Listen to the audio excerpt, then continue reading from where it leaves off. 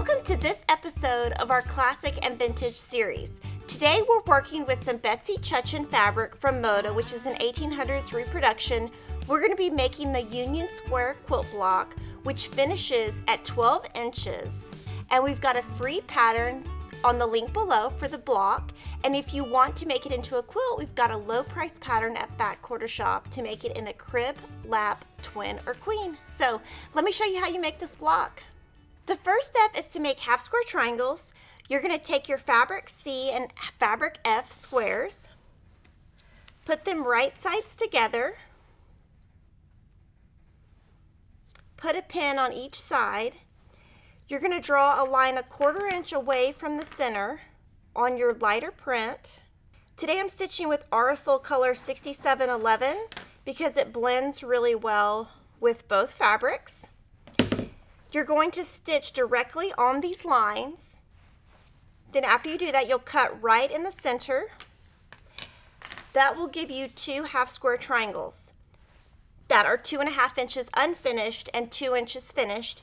You're going to need 4 for each block, and if you are familiar with triangle paper, you can use 2-inch finished triangle paper also for this step.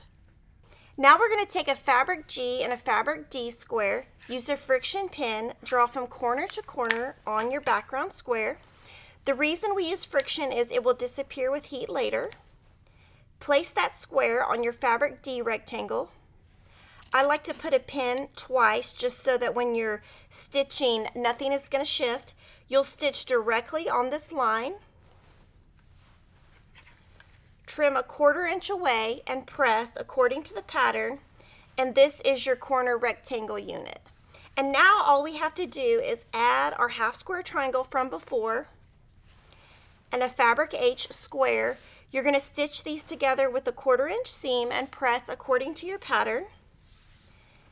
And then you're going to sew these two together with a 1/4 inch seam, and this is going to be your corner unit, and you need to make 4 to make one block. Our last unit in this block is to make hourglass units. So you're going to take your fabric A and fabric E squares, and we're going to cut them on the diagonal twice. So I'm just going to layer those together, make sure they're lined up perfectly. And I'm going to cut this on the diagonal twice, and I'm going to go ahead and use a rotating mat so that it doesn't move once I cut it the first time.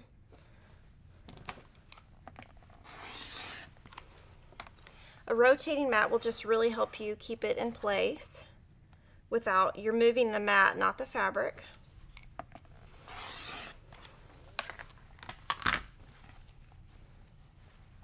You're going to make 8 triangles from each of these, and then we will lay that out and to make hourglass units.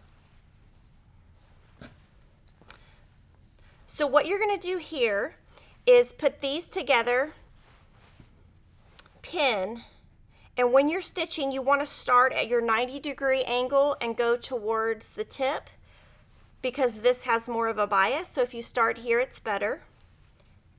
And then if you start stitching at this 90-degree angle and go, then it's going to give you a better result. You're going to press. It will look just like this. Then what you're going to do is put these together. Your seams are going to nest, and you're going to want to put a pin in the very center and on the edges, stitch with a 1/4 inch seam, and you're going to have this. Now we made it slightly bigger so you can trim down, which will give you accurate results. So I'm going to take a Creative Grids 4.5 inch ruler, and in the very center of their square rulers there's white lines that intersect with a white circle in the center. You're going to place that right in the center, and you'll also line up the center, the lines, and you make sure these the corners are in the corner or in the very intersection.